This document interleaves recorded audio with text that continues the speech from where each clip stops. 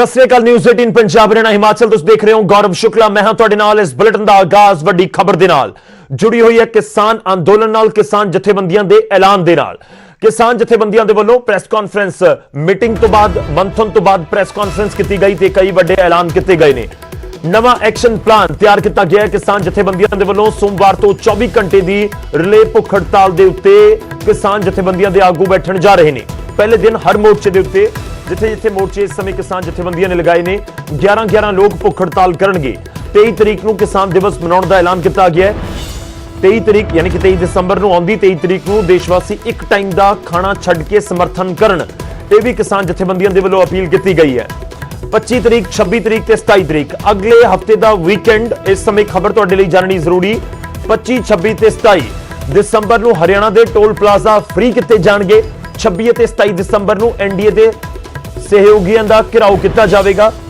ते 27 तरीक को जिन्ना चिर प्रधानमंत्री क्योंकि आखिरी एतवार होएगा इस महीने का ते उस दिन आखिरी एतवार दिन प्रधानमंत्री मन की बात करते हैं रेडियो के जरिए जिन्ना चिर मन की बात प्रोग्राम चलेगा उन्ना चिर थालियां खड़काउण का भी ऐलान किया गया है किसान जथेबंदियां दे आगुआं दे वल्लों तां वक्-वक् की कुछ ऐलान ने असीं ओह तुहानूं दस रहे हां ते अगला एक्शन प्लान जरूर तैयार कर दिता गया है किसान जथेबंदियां दे वल्लों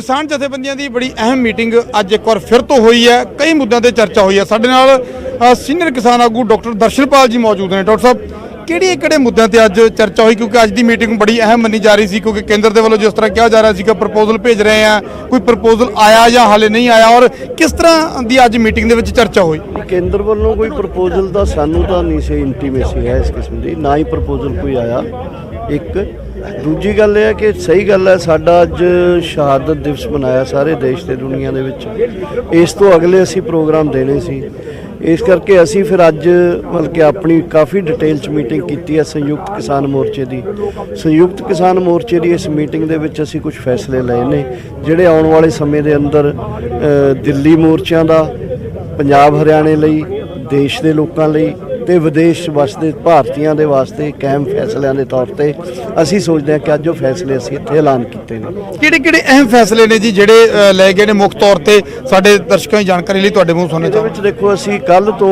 11 जिहड़े साडे लीडर ने हर एक जथे मतलब कि ਵੱਖ-ਵੱਖ जथेबंदियां जो 11 जिहड़े साथी ने वो 24 घंटे की भुख हड़ताल ते बैठणगे लड़ीवार भुख हड़ताल ते 23 तरीक ਨੂੰ ਅਸੀਂ ਸਾਰੇ ਦੇਸ਼ ਦੇ ਲੋਕਾਂ ਨੂੰ ਸੱਦਾ ਦਿੱਤਾ ਕਿ 23 ਤਰੀਕ ਨੂੰ ਚੌਧਰੀ ਚਰਨ ਸਿੰਘ ਦੇ ਜਨਮ ਦਿਨ ਤੇ ਕਿਸਾਨ ਦਿਨ ਹੁੰਦਾ किसान दिवस के उत्ते सारे देश के लोग अपने अन्नदाते जिहड़े स्ट्रगल ते बैठे ने दिल्ली के अंदर उन्हां वास्ते दिहाड़ी च एक अन्न जिहड़ा अनाज है वो खाण तो गुरेज करन भाव एक लंच है जिहड़ा सारे देश के लोग मिस करन इस तो इलावा 25 26 27 ਨੂੰ फिर असीं हरियाणे दे विच सारे टोल प्लाजे खोलण दा सद्दा दिता 26 27 ਨੂੰ फिर असीं सद्दा दिता देश के लोगों वास्ते कि देश दे विच सब जगह ते बीजेपी ते उहदियां अलाइड पार्टियां ने जिहड़ियां उन्हां दे आगूआं नूं जिहड़े चुने हुए नुमाइंदे ने उन्हां नूं लोक मिलण उन्हां नूं लिखती तौर पर देण कि असीं तुहाडा मतलब कि बहुत इंतज़ार कर लिया तुसीं किसानां दे हक विच आओ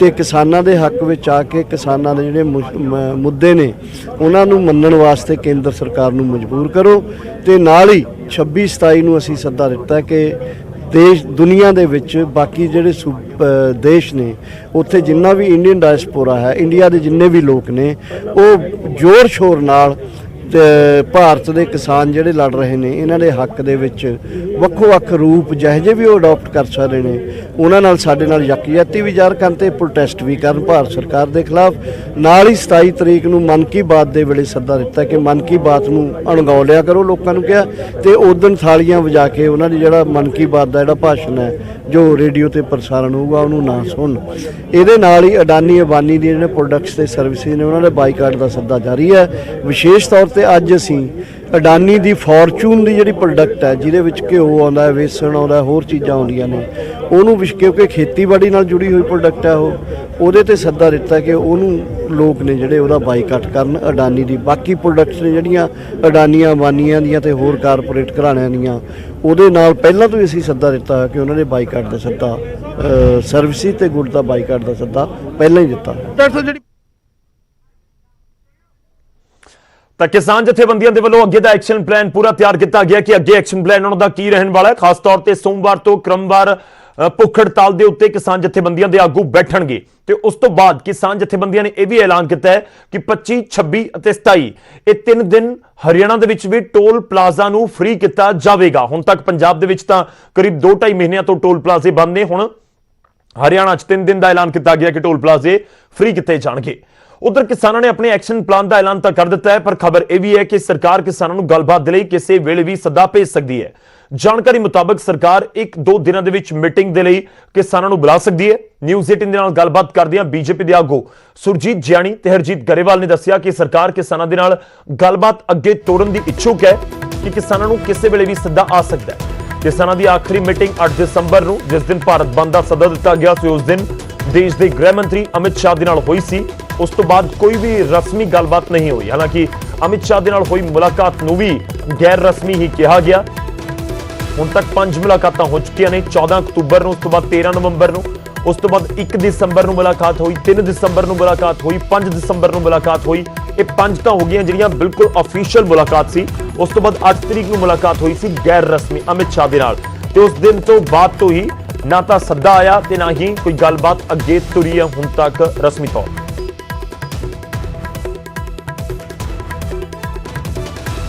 ਜਥੇਬੰਦੀਆਂ ਨੇ ਕਿਹਾ ਕਿ ਅਸੀਂ ਇਸ ਨੂੰ ਤੋਂ ਅੱਗੇ ਵਧਾਂਗੇ ਔਰ ਅਸੀਂ ਮੀਟਿੰਗ ਕਰਨ ਨੂੰ ਸਰਕਾਰ ਦੇ ਵਾਸਤੇ ਤਿਆਰ ਹੈ। ਸਰਕਾਰ ਪਹਿਲੇ ਵੀ ਕਹਿ ਰਹੀ ਸੀ, ਮੋਦੀ ਸਾਹਿਬ ਨੇ ਬੜੇ ਵਿਸਤਾਰ ਨਾਲ ਕਹਿਤਾ ਕਿ ਕਿਸਾਨਾਂ ਦੇ ਅੱਗੇ ਮੇਰੀ ਪ੍ਰਾਰਥਨਾ, ਮੇਰੀ ਅਪੀਲ ਹੈ। ਅੱਜ ਚਿੱਠੀ ਕੱਢੀ ਜਾ ਰਹੀ ਹੈ, ਸੱਦਾ ਪੱਤਰ ਭੇਜਿਆ ਜਾ ਰਿਹਾ ਕਿਸਾਨ ਜਥੇਬੰਦੀਆਂ ਨੂੰ। ਇੱਕ ਵਾਰ ਫਿਰ ਤੋਂ ਗੱਲਬਾਤ ਦਾ ਸਿਲਸਿਲਾ ਸ਼ੁਰੂ ਹੋਏਗਾ। ਹਾਂ, 1-2 ਦਿਨ ਦੇ ਵਿੱਚ ਮੀਟਿੰਗ ਜਿਹੜੀ ਹੈ ਆਉਣ ਵਾਲੀ ਹੈ। ਯਾਨੀ ਕਿ ਕੱਲ ਜਾਂ ਪਰਸੋਂ ਤੱਕ ਮੀਟਿੰਗ ਹੋਏਗੀ। ਖੇਤੀਬਾੜੀ ਮੰਤਰੀ ਹੋਣਗੇ, ਕੌਣ-ਕੌਣ ਉੱਥੇ ਮੌਜੂਦ ਰਹਿ ਦੇਖੋ, ਸਕਦੇ? ਉਹ ਤਾਂ ਖੇਤੀਬਾੜੀ ਮੰਤਰੀ, ਉਹ ਟੀਮ ਜਿਹੜੀ ਅੱਗੇ ਮੀਟਿੰਗ ਲੈਂਦੀ ਹੈ ਉਹ ਰਹੇਗੀ ਮੀਟਿੰਗ ਤਾਂ। ਅਮਿਤ ਸ਼ਾਹ ਹੋਰੀ ਰਹਿਣਗੇ ਮੀਟਿੰਗ ਦੇ? ਪ੍ਰੋਟੋਕੋਲ ਦੇ ਹਿਸਾਬ ਨਾਲ ਤਾਂ ਦੇਖੋ ਖੇਤੀਬਾੜੀ ਮੰਤਰੀ ਨਾਲ ਹੀ ਮੀਟਿੰਗ ਹੁੰਦੀ ਹੈ, ਬਾਕੀ ਸਰਕਾਰ ਦੀ ਮਰਜ਼ੀ ਹੈ ਵੀ ਕੌਣ ਵੀ ਆ ਉਹਨਾਂ ਦੇ ਤਰਫੋਂ ਆ ਸਕਦਾ ਹੈ। ਹੋ ਜਾਏਗਾ। ਹੋਰ ਵੀ 5 ਮੈਂਬਰ ਦੀ ਕਮੇਟੀ ਬਣਾ ਲੈਣ, ਸਰਕਾਰ ਬਣਾ ਦਿੰਦੀ ਆ, ਉਹ ਕਮੇਟੀ ਬਣਾ ਕੇ ਆਪਸ ਚ ਤਾਲਮੇਲ ਕਰ ਲੈਣ, ਜੋ ਉਹਦੇ ਚ ਭਰਨਾ ਭਰ ਲੈਣ, ਜੋ ਕੱਢਣਾ ਕੱਢ ਲੈਣ। ਤੁਸੀਂ ਕਹਿ ਰਹੇ ਹੋ ਕਿ 5 ਮੈਂਬਰੀ ਕਮੇਟੀ ਬਣਾਈ ਜਾਵੇ, ਉਸ ਦੇ ਵਿੱਚ 5 ਮੈਂਬਰੀ ਅਸੀਂ ਕਿਸਾਨ ਨਹੀਂ ਹੋਣ। ਕਹਿੰਦੇ, ਕਿਸਾਨਾਂ ਨੂੰ ਸੁਝਾਅ ਆਏ ਉਹ ਬਣਾ ਲੈਣ ਤੇ ਉਸ ਤੋਂ ਬਾਅਦ ਤਾਂ ਉਹਦੇ ਚ ਬਾਕੀ ਕੁਝ ਨਹੀਂ ਜਾਂਦਾ। ਫਿਰ ਤਾਂ ਗੁੰਮਰਾਹ ਕਰਨ ਵਾਲੀ ਗੱਲ ਆ ਕਿਸਾਨਾਂ ਨੂੰ, ਜੇ ਫਿਰ ਵੀ ਕਹਿਣ ਕਿ ਇਹ ਕਾਨੂੰਨ ਜਿਹੜੇ ਆ ਰੱਦ ਹੋਣੇ ਚਾਹੀਦੇ। ਕਾਨੂੰਨਾਂ ਚ ਬਚਿਆ ਹੀ ਕੁਝ। ਮਸਲੇ ਦਾ ਹੱਲ ਹੁਣ ਨਿਕਲੇਗਾ? ਤੁਹਾਨੂੰ ਲੱਗ ਰਿਹਾ ਹੈ ਕਿ ਜੋ 8 ਤਰੀਕ ਨੂੰ ਗੱਲਬਾਤ ਬੰਦ ਹੋਈ ਸੀ, ਹੁਣ ਜਦੋਂ ਦੁਬਾਰਾ 1-2 ਦਿਨਾਂ ਸ਼ੁਰੂ ਹੋਏਗੀ ਤਾਂ ਮਸਲੇ ਦਾ ਹੱਲ ਨਿਕਲੇਗਾ? ਬਿਲਕੁਲ ਨਿਕਲੇਗਾ। ਹੱਲ ਤਾਂ ਨਿਕਲਣਾ ਹੁੰਦਾ, ਗੱਲਬਾਤ ਹੋਊਗੀ ਤਾਂ ਹੱਲ ਨਿਕਲਿਆ। ਜਿਹੜੀ ਸਰਕਾਰ ਨਾਲ ਗੱਲ ਚੱਲਣ ਦੀ ਆਪਾਂ ਗੱਲ ਕਰ ਰਹੇ ਹਾਂ, ਸਰਕਾਰ ਨਾਲ ਸਾਡੇ ਜਿਹੜੇ ਸਪੋਕਸਪਰਸਨ ਆ ਜਿਹੜੇ ਰੱਖੇ ਹੋਏ ਨੇ, ਉਹਨਾਂ ਨੇ ਗੱਲਬਾਤ ਕਰ ਰਹੇ ਆ ਸੀਨੀਅਰ ਲੀਡਰ ਸਾਡੇ। ਜੇ ਉਹ ਬੁਲਾਉਣਗੇ ਮੀਟਿੰਗ, ਜਿਹੜੀਆਂ 8 ਮੰਗਾਂ 9 ਮੰਗਾਂ ਮੰਨ ਗਏ ਨੇ, ਜੇ ਤੋਂ ਅਗਲੀ ਗੱਲ ਕਰਨਾ ਚਾਹੁੰਦੇ, ਅਗਲੇ ਦੇ ਡਿਸਕਸ਼ਨ ਚਾਹੁੰਦੇ, ਅਸੀਂ ਕਰਨ ਨੂੰ ਤਿਆਰ ਹਾਂ। ਉਹ ਤੋਂ ਲੱਗਦਾ ਵੀ ਹੁਣ ਸਰਕਾਰ ਨੇ ਆਪਣੀ ਜ਼ਿੰਮੇਵਾਰੀ ਲੈ ਲਈ ਹੈ ਵੀ 15 ਡੇਜ਼ ਵੀ ਸਰਕਾਰ ਗੱਲ ਮੁਕਾਊਗੀ। ਤਾਂ ਲੱਗ ਰਿਹਾ ਵੀ ਬਿਨਾਂ ਗੱਲ ਕਰ ਤਾਂ ਹੋਊਗੀ ਨਹੀਂ, ਟੇਬਲ ਟਾਕ ਤਾਂ ਹੋਊਗੀ ਗੱਲ ਕਰਨ ਤੋਂ ਪਹਿਲਾਂ ਤਾਂ ਸਰਕਾਰ। ਤਾਂ ਗੱਲਬਾਤ ਦਾ ਰੋਜ਼ ਜ਼ਿਕਰ ਹੁੰਦਾ ਹੈ, ਪਰ ਗੱਲਬਾਤ ਕਦੋਂ ਹੋਏਗੀ ਇਹ ਵੀ ਇੱਕ ਵੱਡਾ ਸਵਾਲ ਹੈ। ਉਧਰ ਕਿਸਾਨਾਂ ਦੇ ਅੰਦੋਲਨ ਦੇ ਉੱਤੇ ਸਿਆਸਤ ਵੀ ਖੂਬ ਹੋ ਰਹੀ ਹੈ। ਬੀਜੇਪੀ ਲਗਾਤਾਰ ਵਿਰੋਧੀਆਂ ਤੇ ਕਿਸਾਨਾਂ ਨੂੰ ਗੁੰਮਰਾਹ ਕਰਨ ਦਾ ਇਲਜ਼ਾਮ ਲਗਾ ਰਹੀ ਹੈ, ਤਾਂ ਉੱਥੇ ਵਿਰੋਧੀ ਵੀ ਮਾਮਲੇ ਦੇ ਹੱਲ ਦੇ ਵਿੱਚ ਦੇਰੀ ਦੇ ਲਈ ਸਰਕਾਰ ਨੂੰ ਨਿਸ਼ਾਨੇ ਉੱਤੇ ਲੈ ਰਹੇ ਨੇ। देखिए, मुझे लग रहा है कि ये क्रिमिनल कॉन्स्पिरेसी का संदूक और किसानों के कंधे पर बंदूक। अब ये जो लोग क्रिमिनल कॉन्स्पिरेसी का संदूक लेकर के और किसानों के कंधों पर बंदूक चला रहे हैं, वो किसानों के हितैषी नहीं हैं, न कभी थे वो। जहां तक सरकार का सवाल है, सरकार ने बहुत स्पष्ट तरीके से, बहुत साफ तरीके से, किसानों से किसी को कोई शिकायत है ही नहीं। ये अन्नदाताओं का सशक्तिकरण हो, अन्नदाताओं की तरक्की हो, ये प्रधानमंत्री नरेंद्र मोदी जी पहले दिन से इस संकल्प के साथ काम कर रहे हैं। लेकिन अनफॉर्चुनेटली कुछ हताश निराश आत्माएं, गुमराही गैंग कहीं न कहीं इस तरह का माहौल खड़ा करने की कोशिश कर रहे हैं जो किसानों के हित में नहीं। केंद्र में बैठी मोदी सरकार देश के किसान को देती जा रही है, लेकिन देश के किसान की समस्याओं का हल नहीं दे पा रही है। ऐसा नहीं है कि इतनी बैठकों के बाद, इतने पत्राचार के बाद हमारी देश की सरकार और मोदी सरकार के इतने विद्वान मंत्री, इतने विद्वान उनके तमाम अफसरान किसानों की मांगों को नहीं समझ पाए हैं। समस्या समझ की नहीं है, समस्या मोदी सरकार की नीयत की लगती है। 8-8 घंटे की मीटिंग होती है, 8-8 पन्नों के पत्र देश के कृषि मंत्री देश के किसान को लिखते हैं, लेकिन फिर भी कोई हल नहीं निकलता है। ये इसलिए है क्योंकि कहीं ना कहीं ऐसा लगता है कि मोदी सरकार की मंशा ही नहीं है देश के किसान की बात मानना। और ਤਾਂ ਸਿਆਸਤ ਹੁੰਦੀ ਹੋਈ ਨਜ਼ਰ ਆ ਰਹੀ ਹੈ, ਪਰ ਇਸ ਸਭ ਦੇ ਵਿਚਾਲੇ ਕਿਸਾਨ ਆਗੂਆਂ ਨੇ ਵੀ ਕਿਹਾ ਕਿ ਮਾਮਲੇ ਦੇ ਹੱਲ ਦੇ ਲਈ ਸਰਕਾਰ ਦੀ ਸਾਰਥਕ ਪਹੁੰਚ ਹੁਣ ਤੱਕ ਨਹੀਂ ਹੈ। ਉਲਟਾ ਕਿਸਾਨ ਅੰਦੋਲਨ ਨੂੰ ਪੰਡਣ ਦੇ ਲਈ ਰੋਜ਼ ਨਵੇਂ ਇਲਜ਼ਾਮ ਲਗਾਏ ਜਾ ਰਹੇ ਨੇ। ਕਰੋਨਾ ਦੀ ਆੜ ਵਿੱਚ ਚੁੱਪ ਚਪੀਤੇ ਆਰਡੀਨੈਂਸ ਲਿਆਂਦੇ ਗਏ ਤੇ ਕਿਹੋ ਜੀ ਕੋਈ ਐਮਰਜੈਂਸੀ ਵੀ ਨਹੀਂ ਜਾ ਸਕੇ। ਠੀਕ ਆ, ਹੁਣ ਕਾਨੂੰਨ ਪਾਸ ਕਰਨ ਤੋਂ ਬਾਅਦ ਵੀ ਅਸੀਂ ਤੁਹਾਨੂੰ ਇਹਦੇ ਚੰਗੇ ਪੱਖ ਦੱਸ ਰਹੇ ਹਾਂ, ਇਹ ਉਚਿਤ ਨਹੀਂ ਹੈਗਾ। ਉਹ ਵੀ ਉਸ ਦੌਰ ਵਿੱਚ ਜਦੋਂ ਐਡਾ ਵੱਡਾ ਅੰਦੋਲਨ ਚੱਲ ਰਿਹਾ ਵਾ। ਅਸਾ ਜੇ ਉਹਨਾਂ ਨੂੰ ਲੱਗਦਾ ਵੀ ਸਾਡਾ ਪੱਖ ਠੀਕ ਆ, ਉਹ ਖੇਤੀ ਦੇ ਕਾਨੂੰਨ ਵਾਪਸ ਲੈ ਲੈਣ ਤੇ ਫੇਰ ਆ ਕੇ ਸਮਝਾਣ। ਜਦੋਂ ਸਾਰਾ ਦੇਸ਼ ਸਮਝੂਗਾ ਉਦੋਂ ਕਾਨੂੰਨ ਲੈ ਆਉਣ, ਤੇ ਇਹ ਉਹਨਾਂ ਨੂੰ ਚੰਗਾ ਵੀ ਨਹੀਂ ਲੱਗਦਾ। ਸੋ ਇਹ ਬਚ ਨਿਕਲਣ ਦੀ ਕੋਸ਼ਿਸ਼ ਹੋ ਰਹੀ ਹੈ, ਅੰਦੋਲਨ ਚੋਂ ਸਾਰਥਕ ਪਹੁੰਚ ਨਹੀਂ ਹੈ।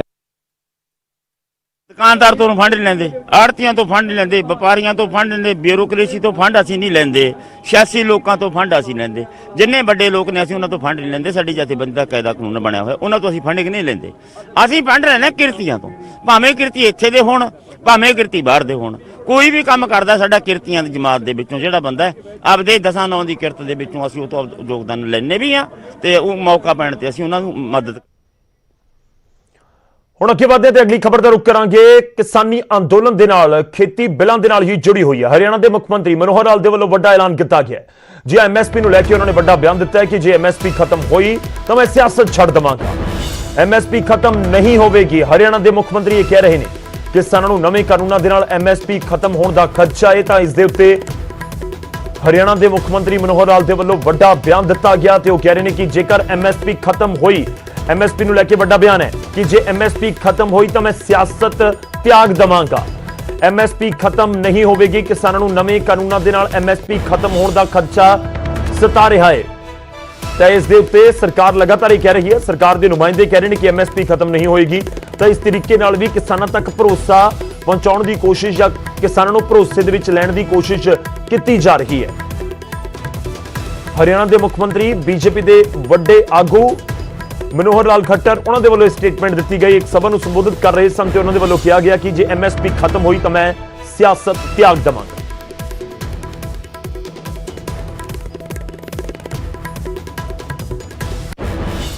किसान था, है और रहेगा।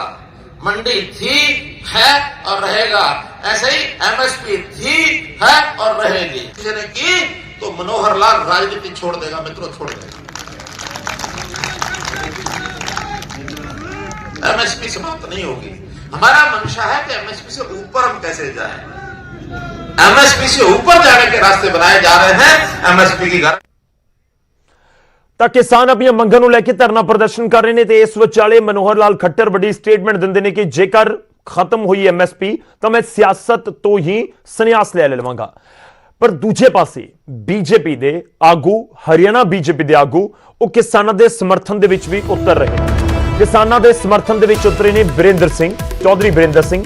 ਪਲਵਲ ਦੇ ਵਿੱਚ ਕਿਸਾਨਾਂ ਦੇ ਧਰਨੇ ਦੇ ਵਿੱਚ ਉਹ ਸ਼ਾਮਲ ਹੋਏ। ਧਰਨੇ ਦੌਰਾਨ ਸ਼ਰਧਾਂਜਲੀ ਸਭਾ ਦੇ ਵਿੱਚ ਵੀ ਉਹਨਾਂ ਨੇ ਸ਼ਿਰਕਤ ਕੀਤੀ। ਬੀਜੇਪੀ ਦੇ ਸੀਨੀਅਰ ਆਗੂ ਤੇ ਸਾਬਕਾ ਕੇਂਦਰੀ ਮੰਤਰੀ ਨੇ ਬਰਿੰਦਰ ਸਿੰਘ, ਇਹ ਕਿਸਾਨਾਂ ਦੀ ਲੜਾਈ ਨਹੀਂ, ਦੇਸ਼ ਵਿਆਪੀ ਅੰਦੋਲਨ ਹੈ। ਜੇ ਅੰਦੋਲਨ ਲਗਾਤਾਰ ਜਾਰੀ ਰਹਿੰਦਾ ਹੈ ਤਾਂ ਕਿਸਾਨਾਂ ਦੀ ਜਿੱਤ ਹੋਵੇਗੀ। ਇਹ ਵੀ ਚੌਧਰੀ ਬਰਿੰਦਰ ਸਿੰਘ ਕਹਿੰਦੇ ਨਜ਼ਰ ਆਏ। ਉਹਨਾਂ ਦਾ ਬੇਟਾ ਚੌਧਰੀ ਬਰਿੰਦਰ ਸਿੰਘ ਦਾ ਹਿਸਾਰ ਤੋਂ ਮੈਂਬਰ ਪਾਰਲੀਮੈਂਟ ਹੈ, ਯਾਨੀ ਕਿ ਸੰਸਦ ਚੁਣਿਆ ਗਿਆ ਸੀ 2019 ਦੀਆਂ ਚੋਣਾਂ ਦੇ ਵਿੱਚ। ਤੇ ਇਹ ਵੀ ਤੁਹਾਨੂੰ ਦੱਸੀਏ ਕਿ ਉਹ ਪਹਿਲਾਂ ਕਾਂਗਰਸ ਦੇ ਨਾਲ ਵੀ ਤਾਲੁਕ ਰੱਖੇ ਨੇ, ਪਰ ਹੁਣ ਬੀਜੇਪੀ ਦੇ ਵਿੱਚ ਆਏ ਨੇ। ਬੀਜੇਪੀ ਦੇ ਵਿੱਚ ਆ ਕੇ ਵੀ ਉਹਨਾਂ ਨੇ ਇਲੈਕਸ਼ਨ ਜਿੱਤਿਆ ਤੇ ਇਸ ਸਮੇਂ ਉਹਨਾਂ ਦਾ ਬੇਟਾ ਮੈਂਬਰ ਪਾਰਲੀਮੈਂਟ ਹੈ। ਤਾਂ ਉਹ ਹੁਣ ਕਿਸਾਨਾਂ ਦੇ ਸਮਰਥਨ ਦੇ ਵਿੱਚ ਪਲਵਲ ਪਹੁੰਚੇ ਹੋਏ ਸੀ, ਸਮਰਥਨ ਦੇ ਵਿੱਚ ਉਤਰਦੇ ਨਜ਼ਰ ਆਏ। देरी क्यों कर दी किसानों के समर्थन में आने में? नहीं, मैंने कोई देरी नहीं की। मैं अगर आप मेरे पिछले इंटरव्यू देखो और मैंने जो बात की है, मैंने यही कहा कि जब तक किसान हमारे जैसे आदमियों को स्टेज पे नहीं आने देंगे तो हम धक्का थोड़ा कर सकते हैं। लेकिन हम किसानों के साथ हैं और ये बात मैंने यहाँ भी कही और कल मैंने पत्रकार सम्मेलन में भी कही।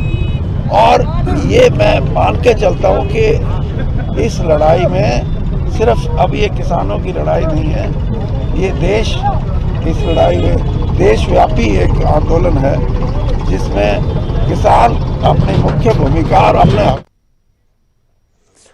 ਇੱਥੇ ਰੁਕਣਾ ਸੀ ਇੱਕ ਛੋਟੇ ਜਿਹੇ ਬ੍ਰੇਕ ਦੇ ਲਈ ਵਾਪਸ ਆਵਾਂਗੇ ਕੁਝ ਹੋਰ ਖਬਰਾਂ ਦੇ ਨਾਲ।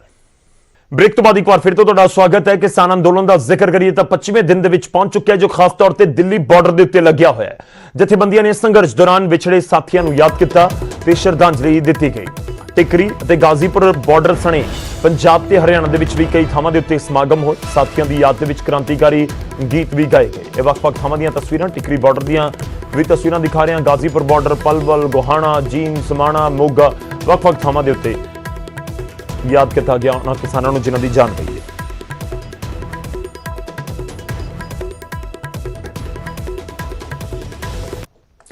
ਉਧਰ ਦਿੱਲੀ ਮੋਰਚੇ ਤੋਂ ਪਰਤੇ ਕਿਸਾਨਾਂ ਨੇ ਵੱਡੀ ਖਬਰ ਉਹਨਾਂ ਦੇ ਨਾਲ ਜੁੜੀ ਹੋਈ। ਦਿੱਲੀ ਮੋਰਚੇ ਤੋਂ ਪਰਤੇ ਇੱਕ ਕਿਸਾਨ ਨੇ ਖੁਦਕੁਸ਼ੀ ਕੀਤੀ ਹੈ। ਜੀ ਹਾਂ, 22 ਸਾਲ ਦੇ ਗੁਰਲਾਬ ਸਿੰਘ ਨੇ ਜ਼ਹਿਰ ਖਾ ਲਿਆ। 2 ਦਿਨ ਪਹਿਲਾਂ ਹੀ ਅੰਦੋਲਨ ਤੋਂ ਇਹ ਨੌਜਵਾਨ ਮੁੜਿਆ ਸੀ। ਹਲ ਨਾ ਨਿਕਲਣ ਤੋਂ ਪਰੇਸ਼ਾਨ ਦੱਸਿਆ ਜਾ ਰਿਹਾ। ਕਿਸਾਨ ਦੇ ਸਿਰ 6.5 ਲੱਖ ਰੁਪਏ ਦਾ ਕਰਜ਼ ਵੀ ਸੀ। ਰਾਮਪੁਰਾ ਪੁਲ ਦਾ ਇਹ ਰਹਿਣ ਵਾਲਾ ਸੀ। ਤਸਵੀਰ ਤੁਹਾਨੂੰ ਦਿਖਾ ਰਿਹਾ। ਉਮਰ ਸਿਰਫ 22 ਸਾਲ। ਅੰਦੋਲਨ ਦੇ ਵਿੱਚ ਸ਼ਾਮਲ ਹੋਇਆ। ਦਿੱਲੀ ਦੇ ਵਿੱਚ ਕਰੀਬ ਦੱਸਿਆ ਜਾ ਰਿਹਾ ਕਿ 15-16 ਦਿਨ ਉੱਥੇ ਵੀ ਰਹਿ ਕੇ ਆਇਆ। ਕਰਜ਼ਾ ਵੀ ਸੀ ਤੇ ਦੂਜੇ ਪਾਸੇ ਪਰਿਵਾਰ ਕਹਿ ਰਿਹਾ ਕਿ ਪਰੇਸ਼ਾਨ ਵੀ ਸੀ ਇਸ ਪੂਰੇ ਸੰਘਰਸ਼ ਨੂੰ ਲੈ ਕੇ, ਅੰਦੋਲਨ ਨੂੰ ਲੈ ਕੇ। ਦਿੱਲੀ ਗਿਆ 3 ਤਰੀਕ ਨੂੰ ਤੇ ਕਹਿੰਦਾ ਵੀ ਮਹੀਨਾ ਮੈਂ ਲਾਉਂਗਾ ਇੱਥੇ ਤੇ ਮੈਂ ਆ ਗਿਆ ਉੱਥੋਂ 17 ਤਰੀਕ ਨੂੰ।